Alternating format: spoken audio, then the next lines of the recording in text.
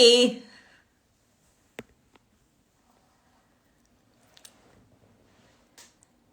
All right, I'll wait a little bit. I've never done this before. I've never done a live by myself. So, yeah, to say I'm nervous would be an understatement. So, yeah, hello, hello.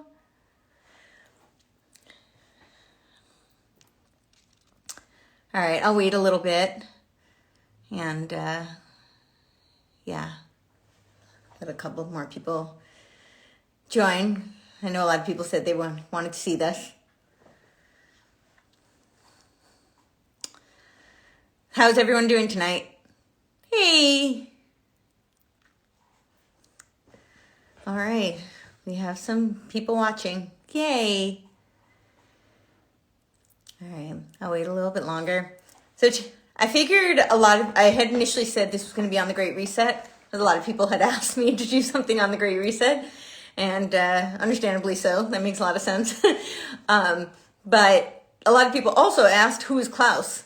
And so I thought maybe I should do a little dive in on who he is and give a little backstory on him, because it seems a bit shadowy.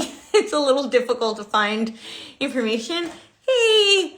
To find information on him. So, and I think it's really important to understand kind of who these people who are supposedly leading things are. You know, I think it's pretty fair to say that he's a front man. I wouldn't necessarily say that he's, the lone supervillain that they kind of present him to be. But he's definitely the front man for sure. So, all right, I guess we'll give it like another 2-3 minutes and let people hop on. And if not, then we're going to dive right in. But if anybody has questions, then you can start putting them in the chat. I actually can read it. I didn't think I would be able to. So, yeah, if you have questions or any comments, anything you want to say or you want me to address, then put it in there and I will. So, all right. If not, then I think we'll get started. All right. So I figured that a really good place to start would be kind of where the, legacy media puts him and what they say about him. So, you go to Wikipedia and they basically just say Klaus Martin Schwab is born on March 30th, 1938. He's a German engineer and economist. And in 1971, he founded what would then become the World Economic Forum, where he currently serves as the executive chairman. So this we pretty much all know, right? But there's not a whole lot before that. They talk, a little bit about his very basic education. There seems to be a huge gap of time. I think it's like 33 years. And during that time, I guess we could probably,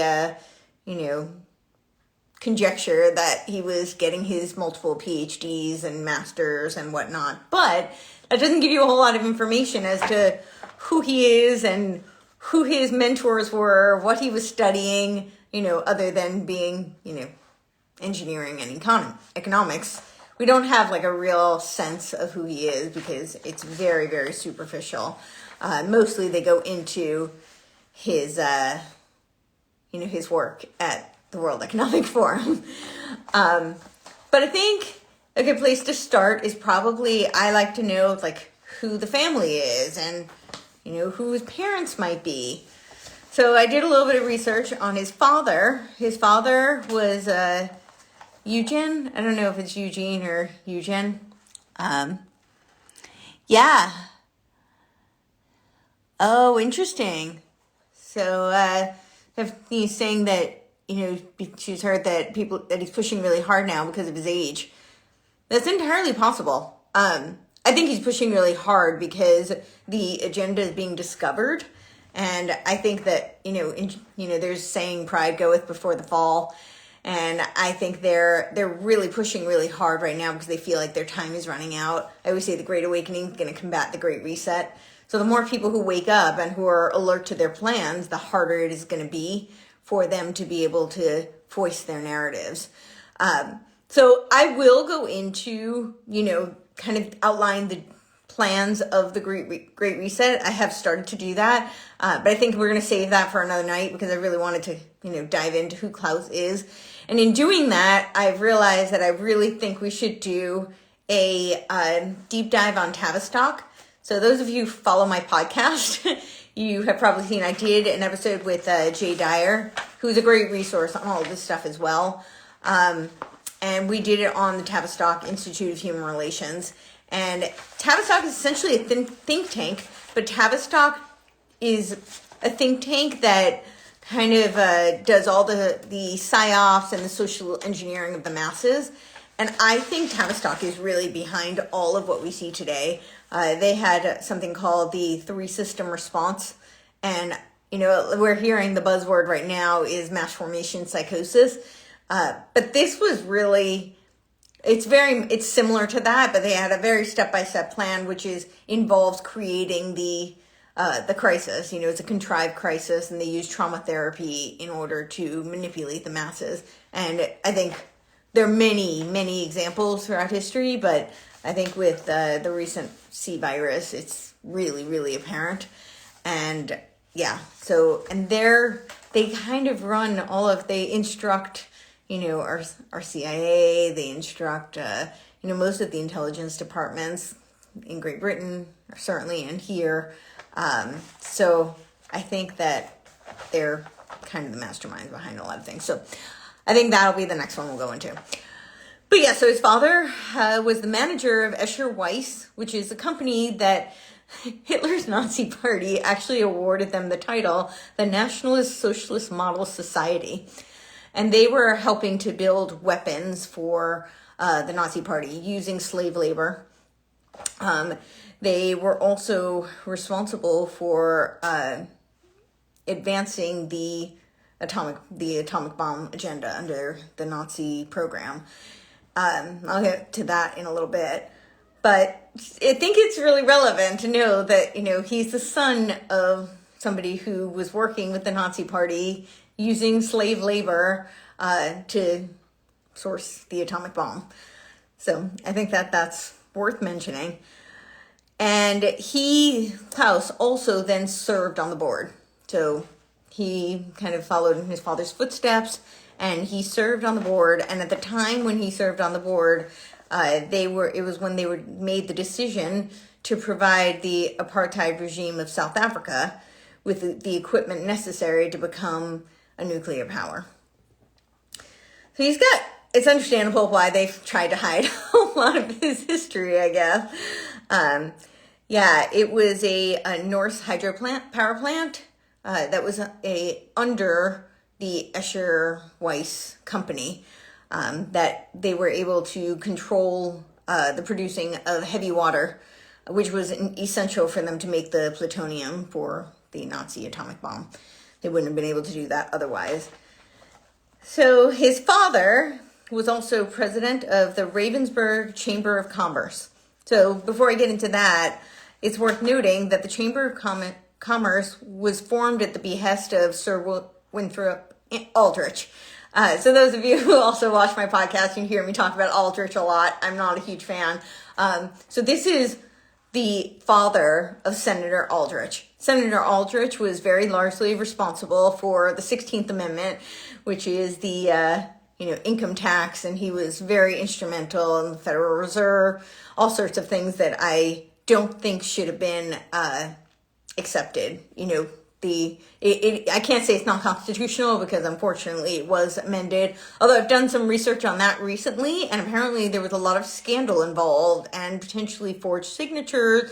But don't quote me on that. I'd have to go do some more digging. But I have found some evidence of that, and that's pretty interesting. I'm really interested in, kind of digging that up. But yeah, we have Aldrich mostly to blame for the 16th Amendment, so I'm always picking on Aldrich. And it was also the CIA. It was Alan Dulles who was, the original director of the CIA, the Bank of International Settlements. They're often referred to as the BIS, and they were set up by MI6 and CIA. So I bring that up just because I think it's a really hard pill, and I'll get to more of this. It's a really hard pill for a lot of people to swallow, that, I think we have, as Americans, so for those of you who are watching who may not be from the United States, but even across the world, I think people have this perception of America as being the good guys.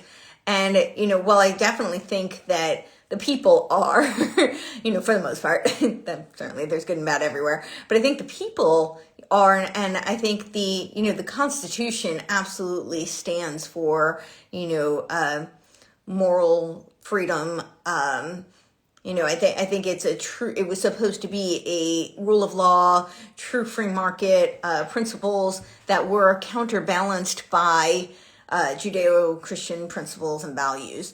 So, I think that I always say that I think the United States was a divine intervention to preserve the free will of humanity. And I do feel I very much believe that.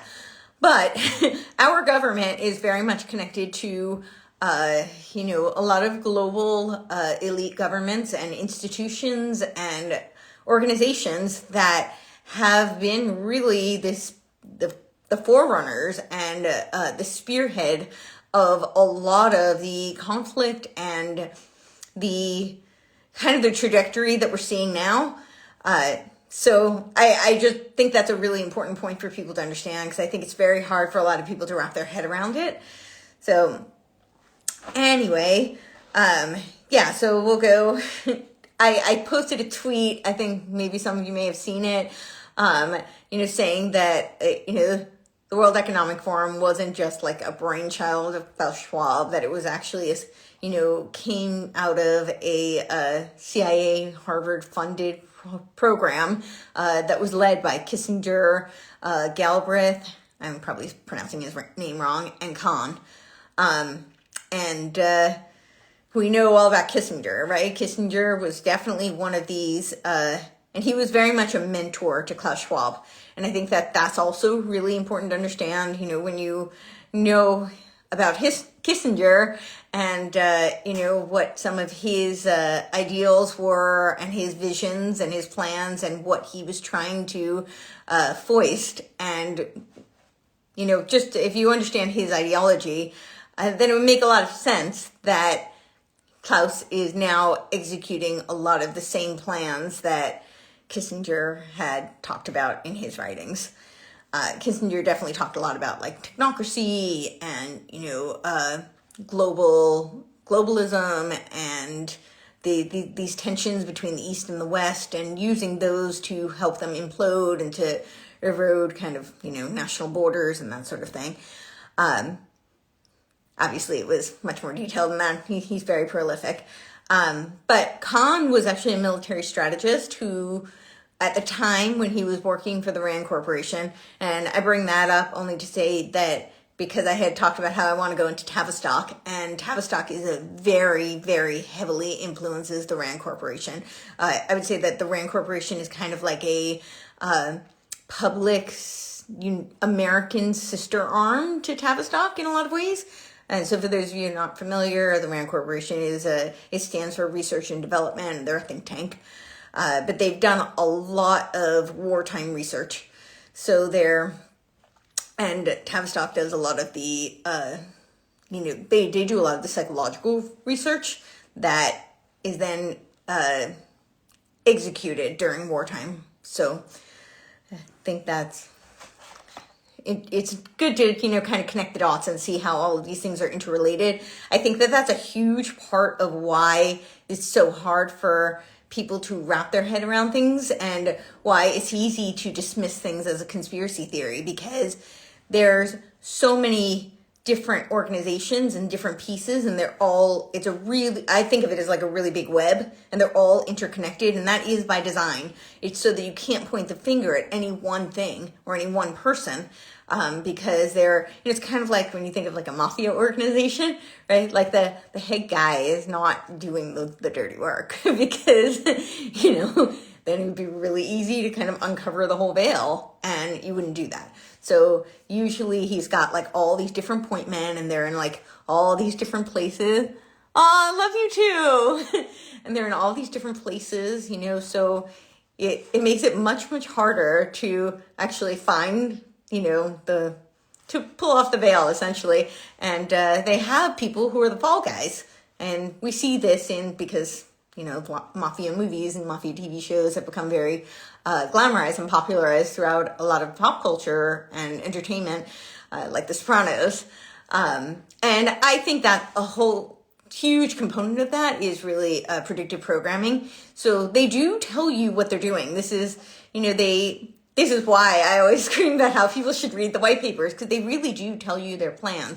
But again, Tavistock is really instrumental because they've groomed a lot of pop icons, and they do it through some of the intelligence organizations, actually. So like the CIA sometimes oversees really big budget projects, and they do it under the behest of Tavistock. So let's get into Klaus. We'll talk a little bit about Klaus. And so I was saying how he was, not really the brainchild, that a lot of this was under he met Kissinger at Harvard. He was at Harvard under this CIA-funded program for public policy. I think they called it a Master of Public Administration. And it was... So then right around, it was, I think, like late 1960s when he was in that program. And then in 1970, Galbraith and Kahn both together went to Europe to support, the recruitment of Klaus for this European Management Symposium. And that is the organization that later then became the World Economic Forum. And that was in 1970. So what they called it was, they called the European Economic Symposium. Oh no, can you all hear me? Did you lost sound? Oh no, can everybody else hear me? If you can, just put like a thumbs up. Let me know you can hear me. Y'all hear me?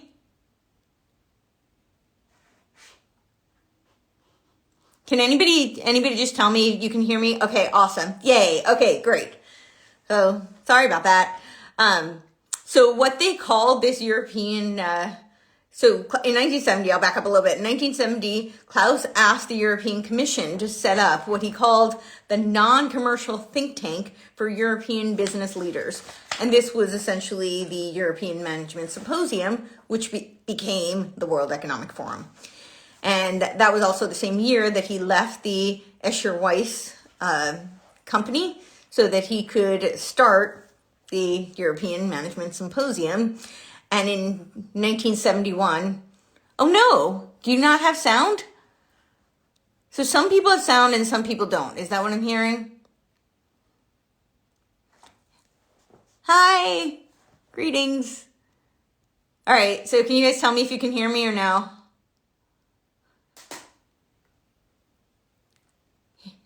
Can you all hear me? Okay. All right, so Jen has sound. And everybody else hear me or no?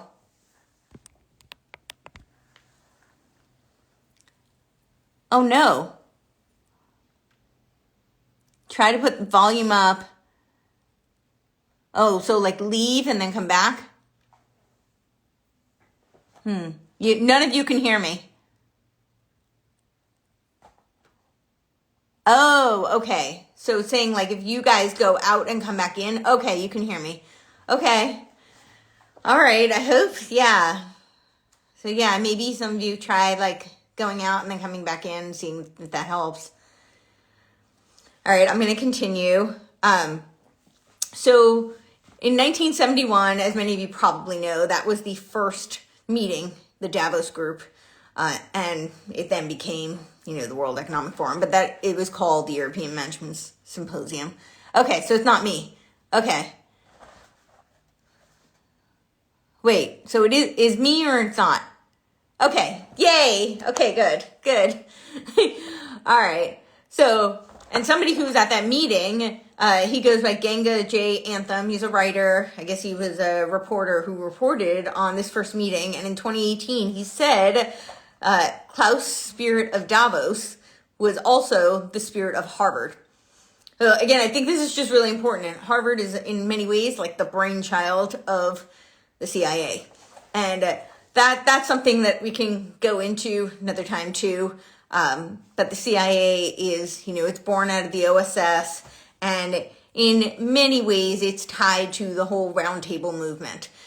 So I always point to this really big book, Tragedy and Hope. Carol Quigley was kind of like a record keeper for the Council of Foreign Relations, and Kissinger was also, a director on the Council of Foreign Relations. So they're kind of like a mastermind. Something, I think it's over 55% of our current Senate are members of the CFR. The connection that I always make is that I think is very familiar for a lot of people is when Hillary was standing in front of the backdrop of the CFR, and you could see, and because they have headquarters in New York City, and she would say how, it was such an honor, and she was so excited to be here because, nobody knows about them and nobody talks about them, but that, they've been guiding our political affairs for decades. And, it's so important that people understand that, we owe this to the CFR.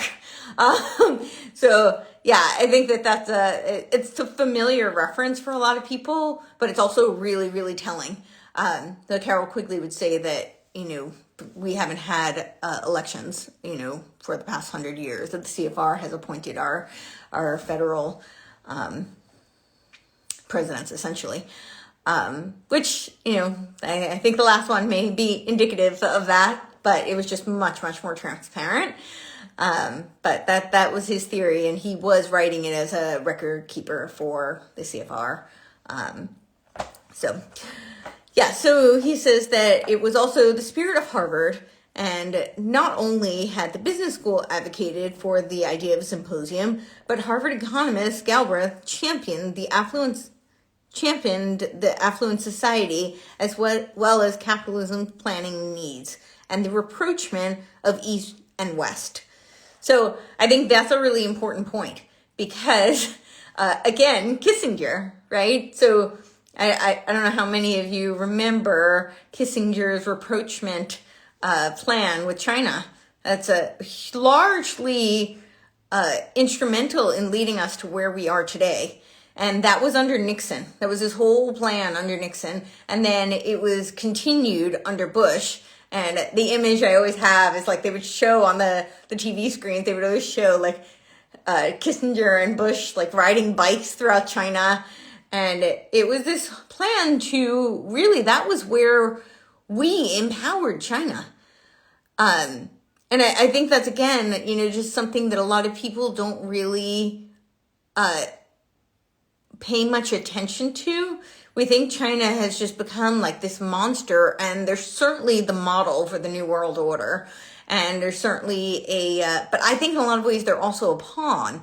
And it was really, we empowered them. We put them into the power that they have today. And most of that was under Kissinger, who it seems is really the mentor to Klaus Schwab. So I think it's important to note that, as I said, that Klaus is really kind of the front guy, and I still very much think he's a front guy. But it's good to know, like, who is guiding his philosophies, who is guiding his, the plans that he is implementing now and these strategies. Like, where did he learn these things from? And, now it's coming more to the surface about Harari. But Klaus had ideas about, technocracy and merging man with technology for a very, very long time. And certainly so did Kissinger. So we talked a little bit about his father, right? His father being tied to the, Nazi movement. And that whole group were eugenicists, and they did believe in, all these policies that we're now seeing today.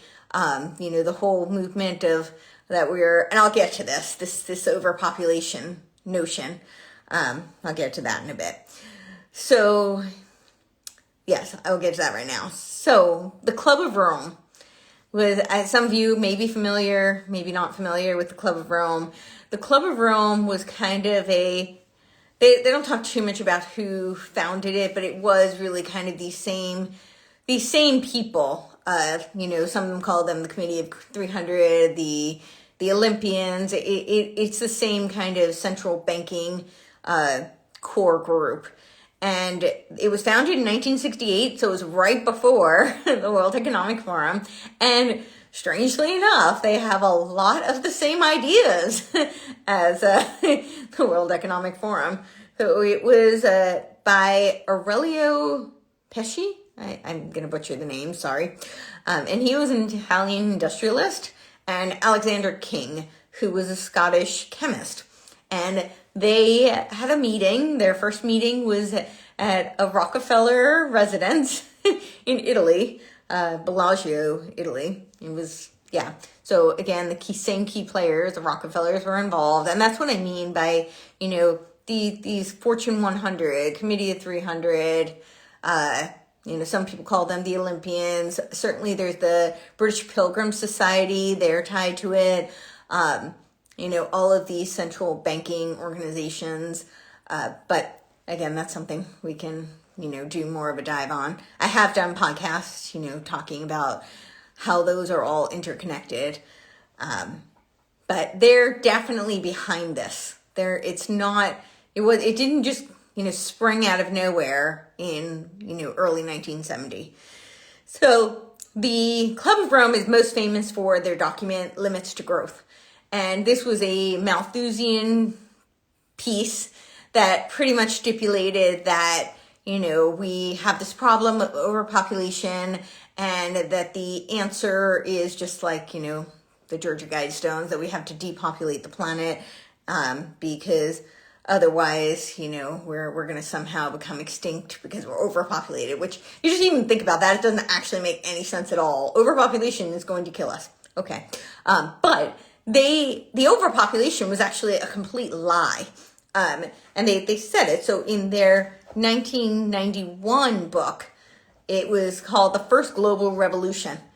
And that one is like much less talked about, much less known.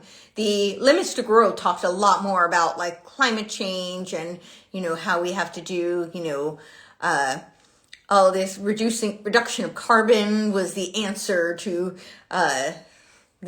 all of our problems, essentially. And it's the biggest myth because anybody who's taken 5th grade science knows that carbon is literally the life molecule.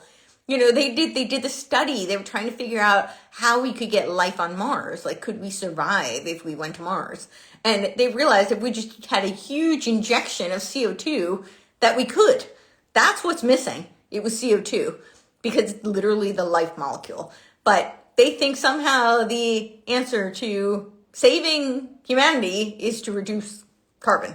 No, really, what the carbon they want to reduce is you. I'm sure you've seen that meme, but it's true. That's really what they want to do. They want to, exterminate a huge portion of the population.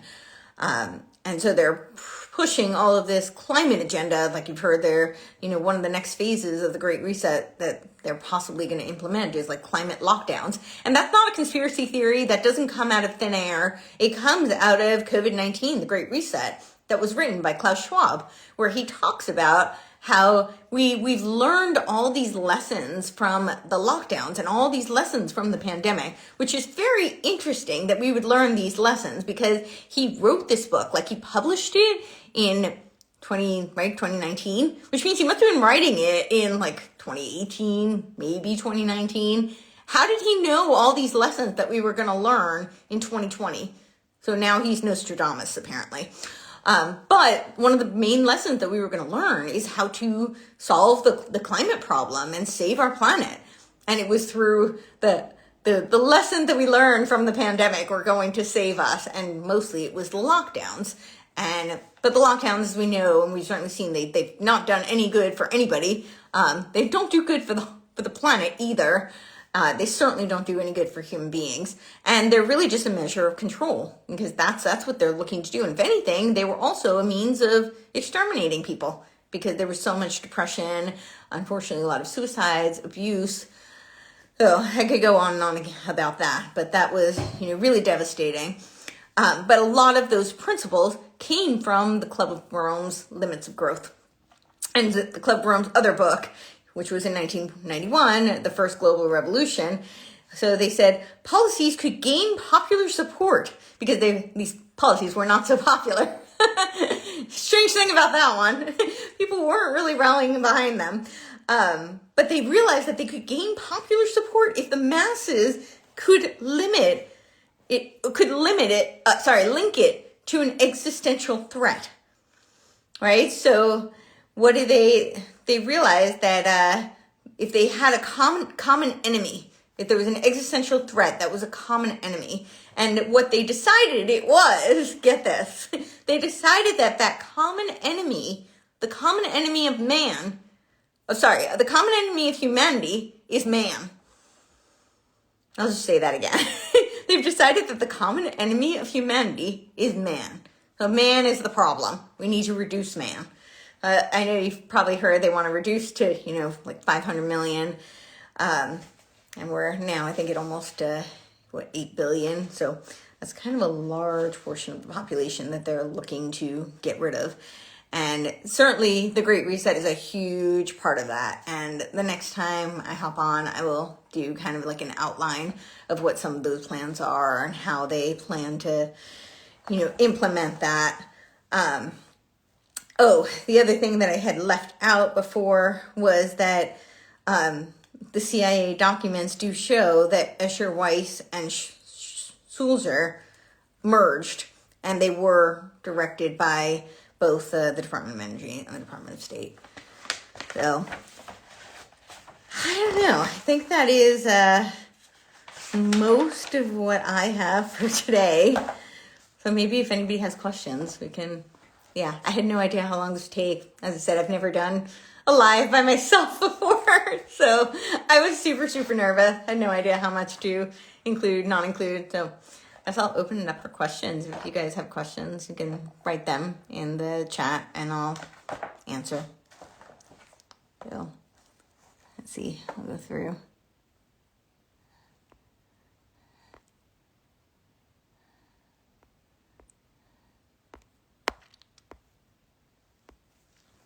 Any questions?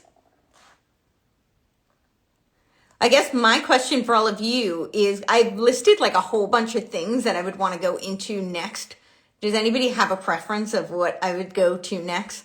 Like, do you want me to do like an outline of the Great Reset next? Do you want me to go into Tavistock next?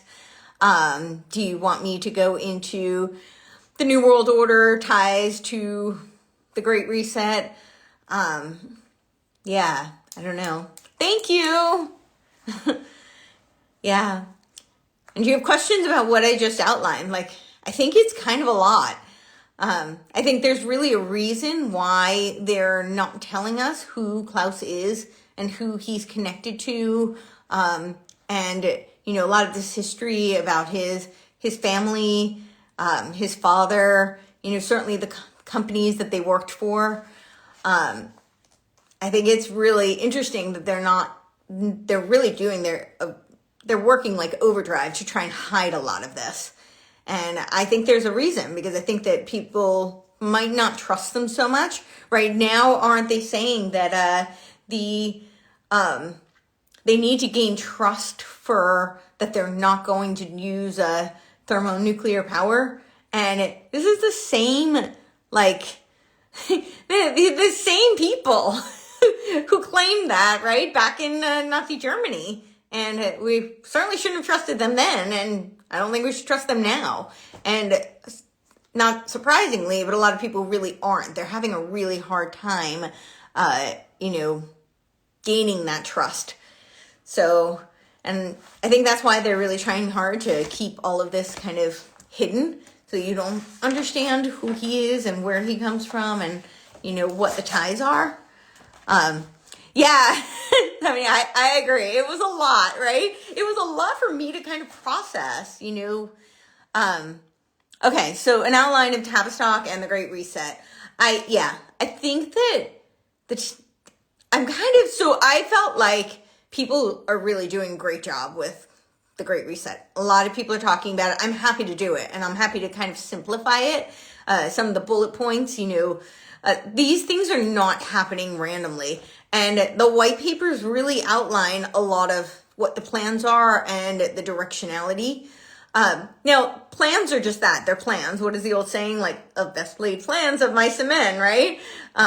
So, plans can be derailed. Plans don't mean that that's what's going to happen, but it means that, that's what they intend and that's what they're trying to achieve. And they really do write it all out. He wrote the Fourth Industrial Revolution, and I think arguably it really should be called the Fourth Reich. And now that we know that, who his father is, I think that that's actually a real question that people should really ask. But, he wrote all these things and laid them all out. And I think it's important to look at all the documents of the people he's, worked with. Like, look at Kissinger's writing.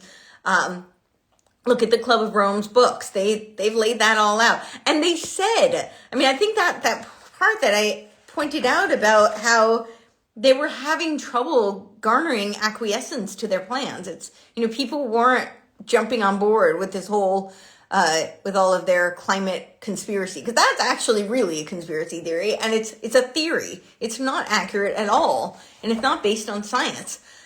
People were not jumping on board, and so they realized they had to basically create a narrative. And isn't it interesting that Klaus's book right now that he just released is called The Great Narrative? Because that's what they do. And that's why I think that going into Tavistock would really be very useful for people. Most people just don't know. Tavistock is like the shadow think tank, and in a lot of ways is controlling so much of the world, so much of what we're seeing today. So I think maybe that's what we'll do next, and then we'll outline, the kind of the bullet points of the Great Reset. And how things all tie together. Like what we're seeing with Russia, Ukraine is definitely a part of this, because they need to create destabilization so that they can usurp power.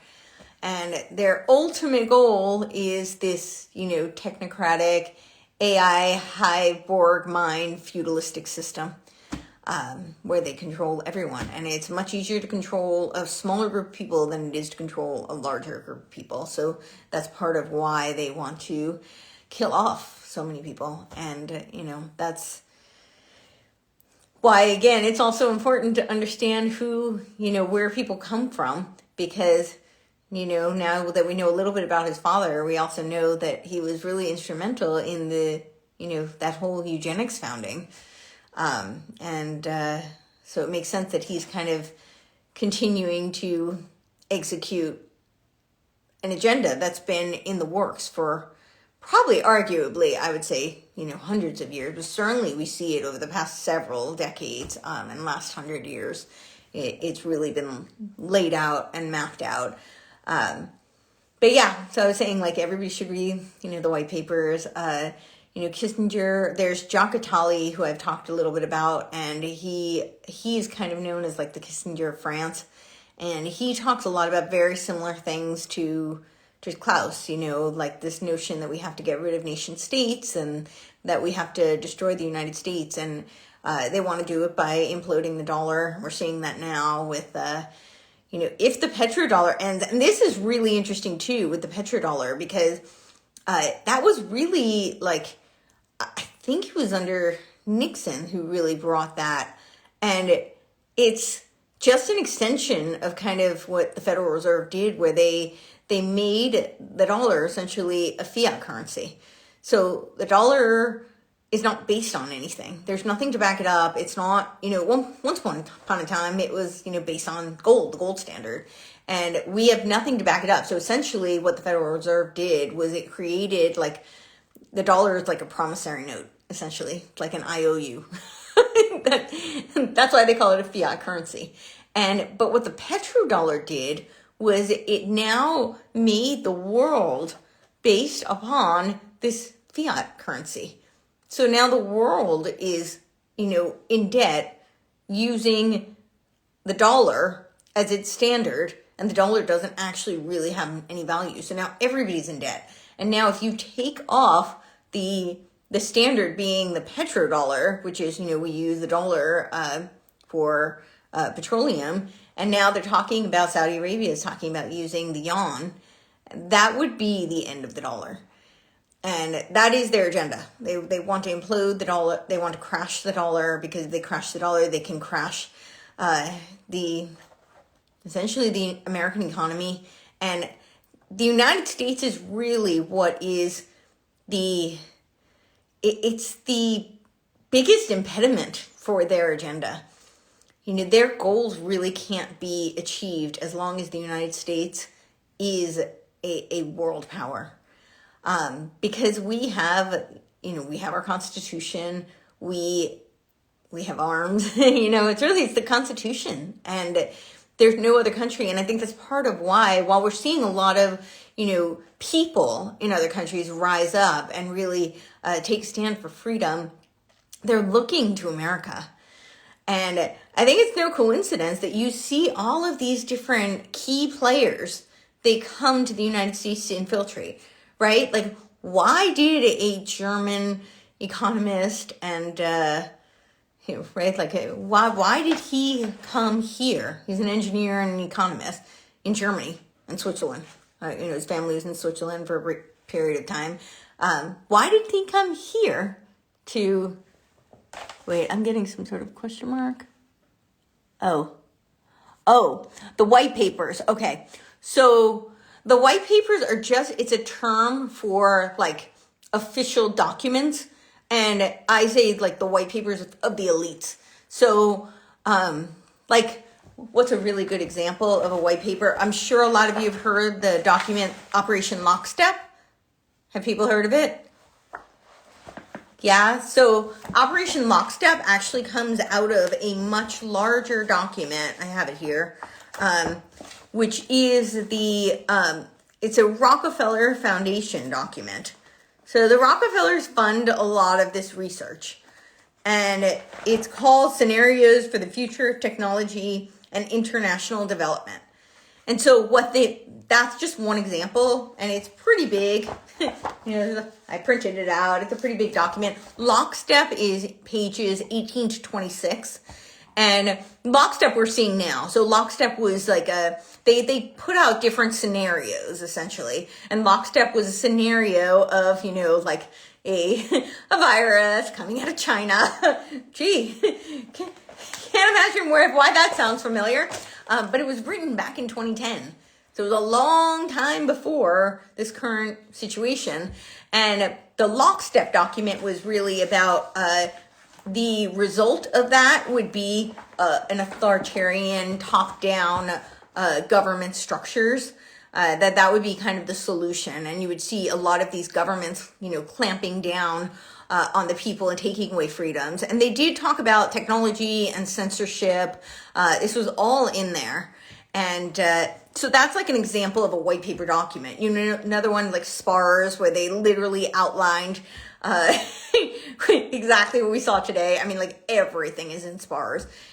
So it's these kind of like, these, they play out role, I guess it's like written LARP, live action role play, but only they write out these, I know, wow, yeah, it's that they really do tell you their plans. I think, there's the meme, like, Alex Jones was right, and people always say, like, what is he, psychic? Like, how does he know? It's not that. It's that he really reads the white papers. I don't know how many of you, watch InfoWars, really, really a great resource. I mean, he paved the way for independent media.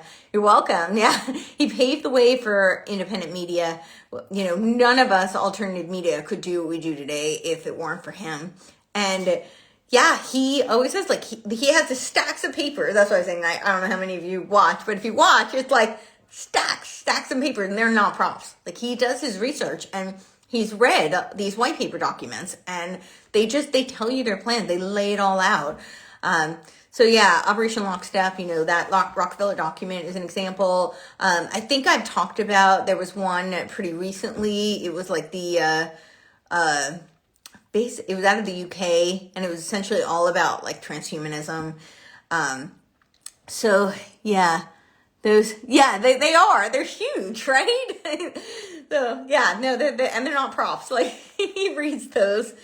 So, that's why he knows so much of what the plans are. But again, as I said, like, plans are just plans. So, I think it really is incumbent upon us. That's why I do this. I think it's important for people to become aware, because the more people who know what the plans are, the more people can rise up and stop it. And that's really what we need. We need people to, especially in the United States. I think in other countries, like, absolutely, freedom fighters should rally together and they should, definitely rise up. But the United States, because of our Constitution, we actually have a lot more power to stop these plans, and to do it through the framework of, like, the legal system. If we're some doors, like we do have the Second Amendment. But really, it should be through the First Amendment, and people need to just say no. So when I go into, outlining the Great Reset, I will talk about, like, ESGs is one of the things that's a huge tool. It's not necessarily the plan. It's more of a tool that they use. And one of the ways we can stop this is for people who are in big corporations who are following these ESGs to just say no and just opt out.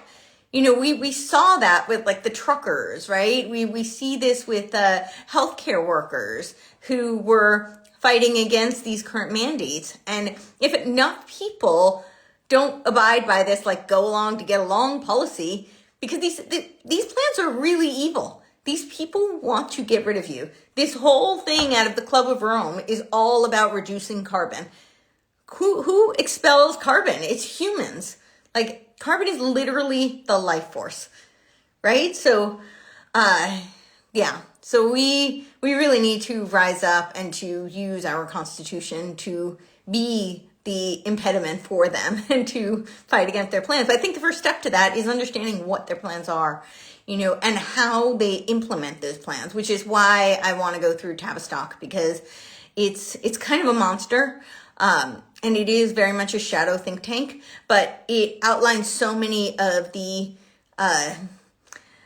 strategies, I guess, for PSYOPs. So, I'll go through it in more detail next time, but just to give you a little bit of a teaser, like, this is, so the three system response. And it's all about dividing and conquer. So those of you who watch my podcast have probably heard me say this a lot. I always say that the, whatever you want to call them, like the occultists, the Prometheans, the Satanists, the Marxists. It's all the same to me, really. But they have a trinity that they worship, and it's the triple Ds, and it is deception, right? They're always taking what's good, what's true, what's right, and they distort it. And so that, they can deceive you and lure you with what's not so good. Then there is the divide. And that's the part that this is really addressing. But it's all about dividing and conquering. And I'm seeing so much of that. I think, we can just look to what's going on in, Ukraine and Russia right now and see that. But we see it, right here at home. What did we see, with this whole woke movement? That was all about dividing and conquering. And then the last one is destruction. Because once you have all that division and you have all the deception, you really have chaos, which destroys everything, and it's a breeding ground for usurpation. So that is the agenda, and what it is for, it's a tool for how a population reacts to stress resulting from a contrived situation. So this is the Hegelian dialectic, right? So they, the crisis reaction solution, but they create it, and this institute is really instrumental in that. It's a contrived situations crisis management exercise for world leaders. Does this sound familiar? Like, this is what we saw with this last, there's so many, but, it's what we saw with the last C virus, right? They create these scenarios and then they execute. All right, we had Crimson Contagion, we had Event 201, we had SPARS, we had in Germany, they had Modi SARS.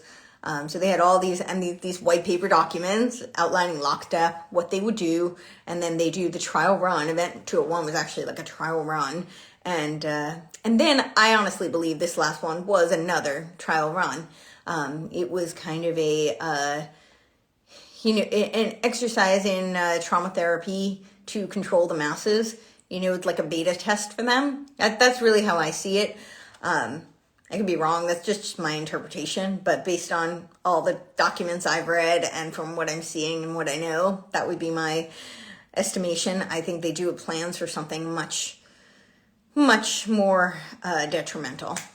But they need to test, and this is what they do. They do these testing to see how people react.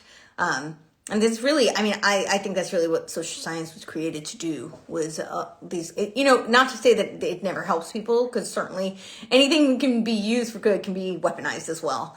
So I think they had intentions of weaponizing it, but certainly, there's lots of good that comes out of it as well when led by the right people. But I won't go into all of it. I'll do a stronger breakdown next time. But it's basically superficiality, fragmentation, and fantasy trip. And it's really all about how people react to like false flags and the trauma that's created. So I just give you the teaser of it because I think it's really important to see how they execute, what the strategies are that they use. And you need to understand the people and their history in order to understand where this all comes together. But it is a really, really intricate, complicated web. So I don't know. I rambled for a very long time. I'll again turn it over. I think the lives end in an hour. Is that right? Is that how long they go? I don't know. Like I said, it's my first one. I've never done it before. So certainly not by myself. So I think we are like running out close to the top of the hour. So if people have questions on what I've just done, or again, put, suggestions for the next one, then let me know. And next time I might try to do like a combination of platforms. I might try to do the YouTube as well. We'll see. I'm not really super tech savvy, so this was, So I don't know. Does anybody else have any questions? Anything they want me to cover or address, or stuff for next time? Yeah. All right. Well, in that case, then we'll close out and we'll go for next time. Thank you guys so much for joining. I really appreciate it. I hope it was useful for you. I hope that this was valuable information. I hope it shed some light on, who he is and where he comes from and the history. Because I think, knowing that, thank you. Because I think knowing that, knowing who his father was, knowing his involvement in, Nazi Germany, I think gives a really strong sense of, I asked this before, I think the question we should be asking, is he really trying to institute the Fourth Industrial Revolution, or is it maybe the Fourth Reich? And what is the similarity? And I think the other takeaway that I really want people to have is it's a mistake to think that our government is always the good guys, because it is so much of our, it's really, it is our government, not the front government, the shadow governments, the deep state, as they call it, right? But the deep state is us. And I think that that's a really hard pill for a lot of people to swallow. The deep state, yes, it's global and it's globally coordinated, with lots of other countries. It's certainly I would say, the other book that Carol Quigley is the Anglo-American Establishment, and it is very much a partnership. And through, a lot of these organizations that I had mentioned, like the CFR, certainly, I haven't mentioned, but the Trilateral Commission, the CIA, the OSS, all of these different bodies, these entities are kind of running the show, and they're pulling the puppet strings. So I just think that that's really, I know it's really hard for a lot of people to kind of wrap their heads around and to get, but yeah, in a lot of ways, we're not the good guys. So, because we do a lot of this under the guise of democracy, right? That's what a lot of our wars are fought. The Cold War was fought under that guise, and it was the CIA who would run around doing these, setting up democratic regimes, if you will, which is an oxymoron. But that was kind of their plan. And when people caught on, it didn't go over so well because, that shouldn't be our role. It's not that to take control over another nation and to dictate how they run their government that's authoritarian. That is kind of the antithesis of democracy. So what they created was the National Endowment for Democracy, which is an NGO, right? And when you read the white papers, they talk about how these NGOs will be they're essentially the global administrative state. So that's another topic we can go into another time. But, the rise of the administrative state, we had the Administrative Procedural Act of 1947, or 1946, sorry, which was really kind of the beginning of the end of a true republic, because now we have all these administrative experts who could, through this loaded administrative apparatus, that they could dictate our policy. And we saw this in the past 2 years. That's really what we've seen. And now they have that they can do this globally. These NGOs are essentially the global administrative state. Another thing I'll talk about when we go through the Great Reset is that, the UN partnered with the World Economic Forum. I think that's, kind of really relevant for people to know. I don't know that that's something a lot of people are aware of. People can certainly see how parallel the UN's agenda is, Agenda 2130, to certainly the New World Order and to the World Economic Forum agenda. But I don't know that people realize there actually is an official partnership. They signed a document. So, all right, well, I think I'm going to close it out there. Sorry, it was all over the place. I apologize for the sound if people didn't get it, if people were having trouble hearing for a bit. I'm going to see if there's a way to save this.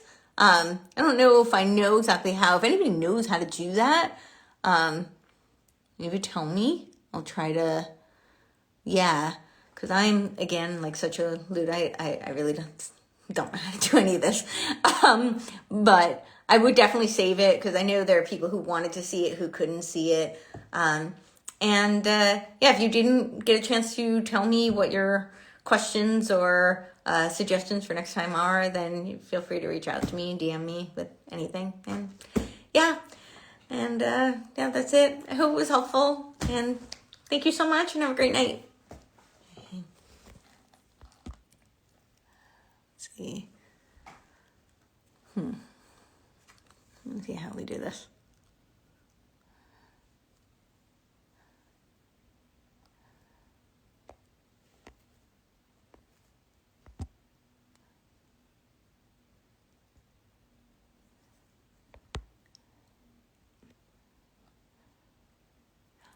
Oh, okay. I don't know how you close it. Do you know how to close it? Does anybody know? Huh. I'm not sure that I have any idea how to close it. Let's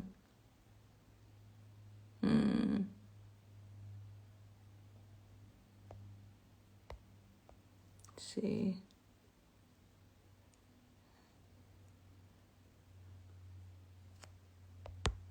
Request.